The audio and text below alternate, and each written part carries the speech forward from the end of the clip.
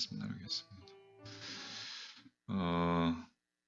창세기 1장 2절에 보면 태초에 하나님의 영, 그러니까 성령이죠.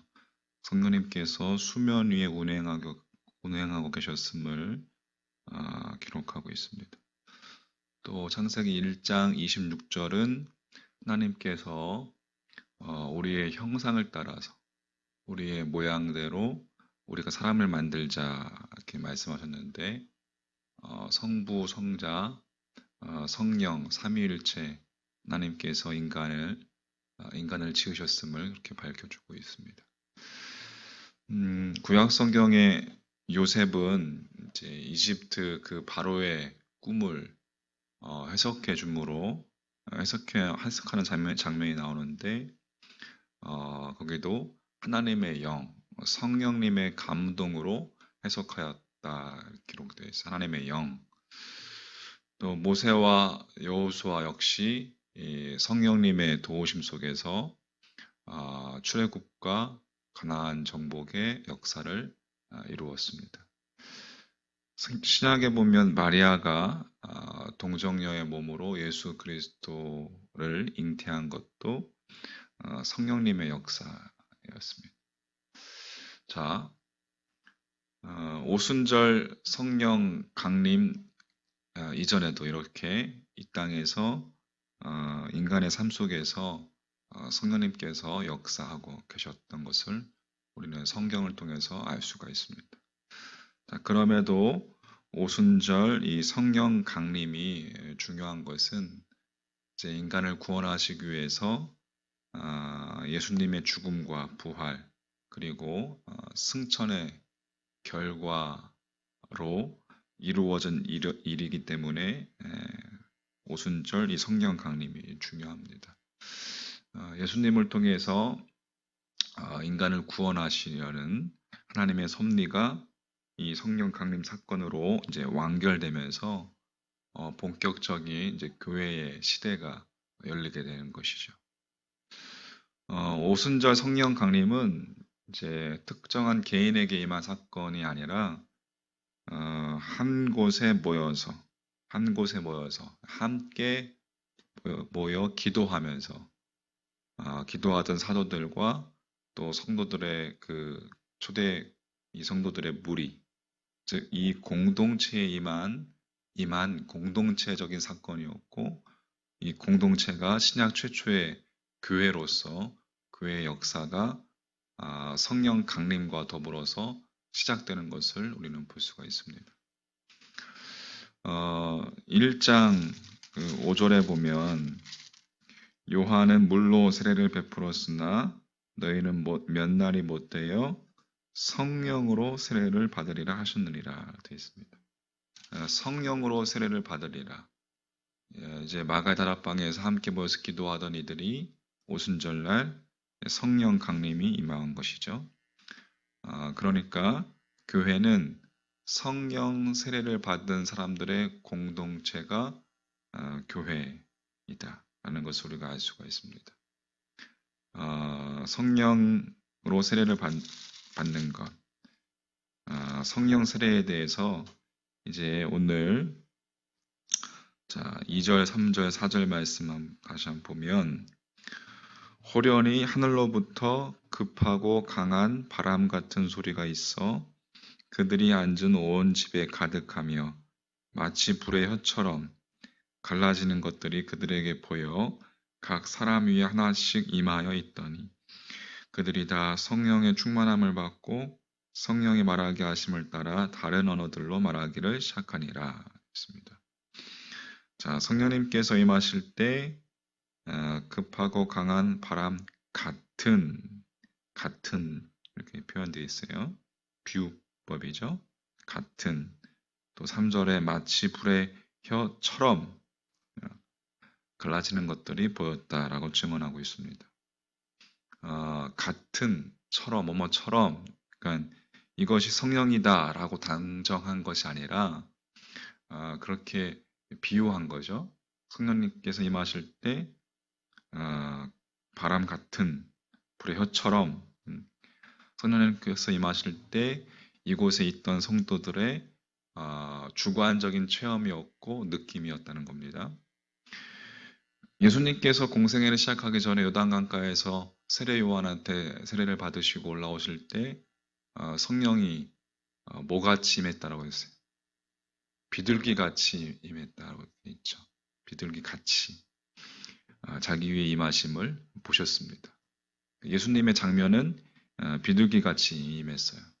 그러니까 동일한 성령님이신데 제자들과 초대교회 교인들과 또 예수님의 체험은 달랐습니다.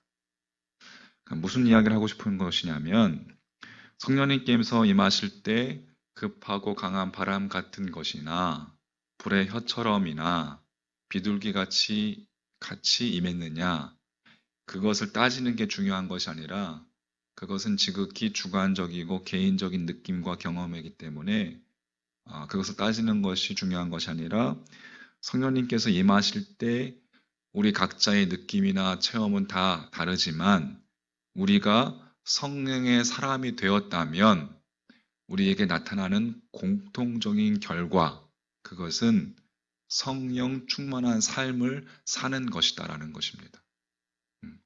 초대교회 교인들이 성령 세례를 받음과 동시에 성령 충만한 삶을 산 것은 누구도 부인할 수 없는, 부정할 수 없는 객관적인 사실이었기 때문에 그렇습니다. 자, 성령 세례와 성령 충만을 좀 여러분 구분하셔야 하는데 이렇게 생각하면 됩니다. 결혼과 사랑의 관계와 같은 것이에요. 결혼은 배우자와 한 번 행하는 예식입니다. 하지만 결혼만 한다고 해서 저절로 사랑이 깊어지는 것은 아니죠. 결혼을 했기 때문에 아름다운 가정을 이루기 위해서 매일 더 깊이 사랑해야 하고 날마다 사랑의 훈련을 해야 한다는 거예요. 그러니까 성령 세례와 성령 충만도 그와 같은 것이.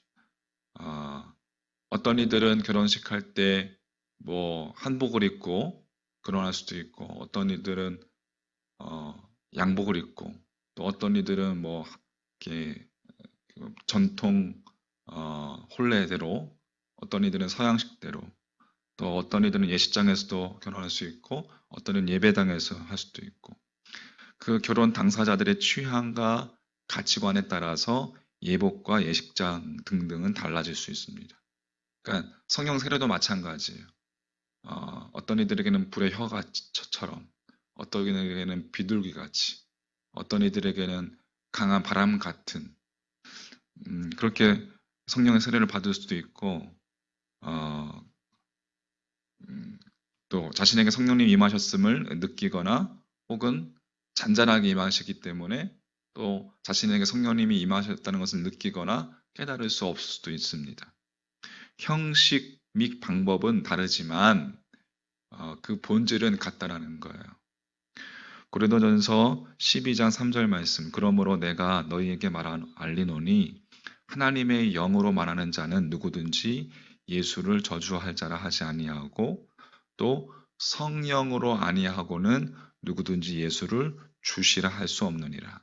그러니까 우리가 예수를 주로 고백한다는 것은 우리 안에 누구로 인해서? 성령님으로 인해서.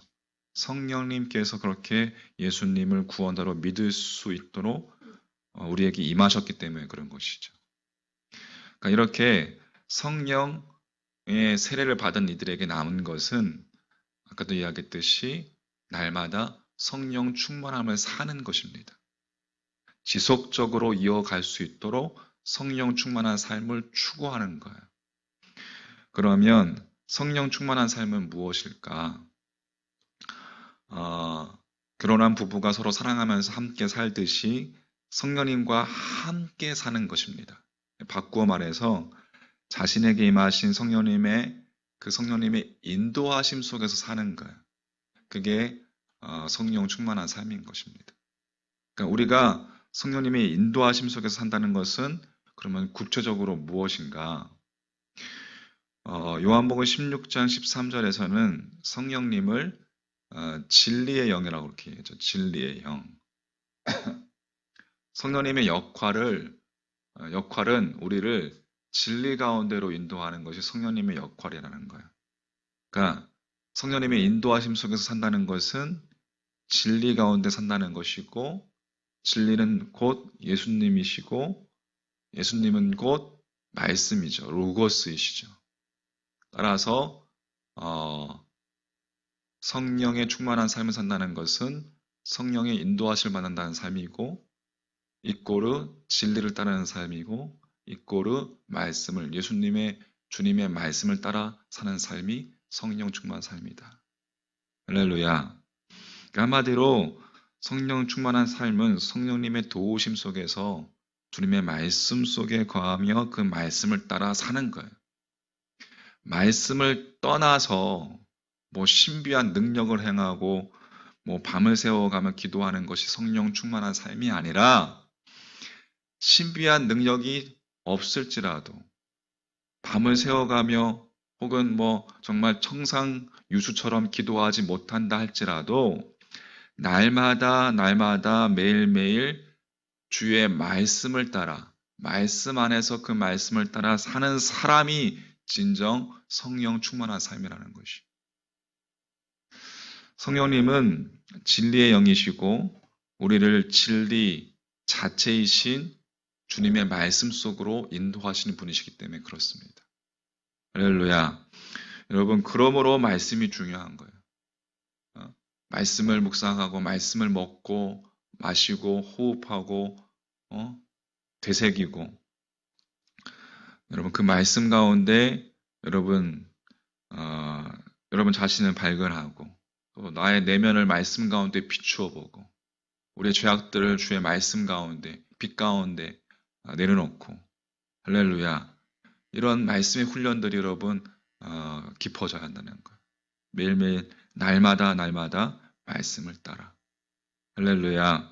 말씀 따라 십자가 따라 예수 따라가는 여러분 믿음이 되길 소망합니다. 자, 정리해 보겠습니다. 부활하신 주님께서는 제자들에게 이제 당신의 호흡을 내쉬면서 성령을 받으라라고 말씀하신 장면이 요한복음 보면 나오죠. 그러니까 성령 충만한 삶을 사는 것은 예수님의 호흡, 주님의 생명으로 사는 것. 주님의 생명은 곧 말씀이다. 말씀이 곧 생명이다. 그렇게 성령님의 도우심 속에서 예수 그리스도의 말씀으로 또 주님의 생명으로 살아갈 때에 여러분 우리들의 날마다의 삶이 새롭고 날마다 주님 주시는 평강이 넘치리라 믿습니다. 말씀 가운데 자신을 비추는 것은 때로는 고통입니다. 왜? 말씀은 빛이기 때문에, 빛은 어둠을 몰아내기 때문에, 빛이 우리 안에 임하면 어둠이 물러가기 때문에, 어둠이 물러가는 것은 고통일 수도 있습니다. 하지만 그것을 우리 안에 주의 빛이 임할 때 우리가 정결하게 되고 깨끗하게 되고, 그렇게 하나님의 사람으로 날마다 새롭고 변화되어서 성장할 수 있는 그러한 믿음의 사람이 되어야 될 줄 믿습니다. 자, 오늘 하루도 이렇게 성령 충만한 삶이 되시기를 주님의 이름으로 간절히 축원합니다. 아멘.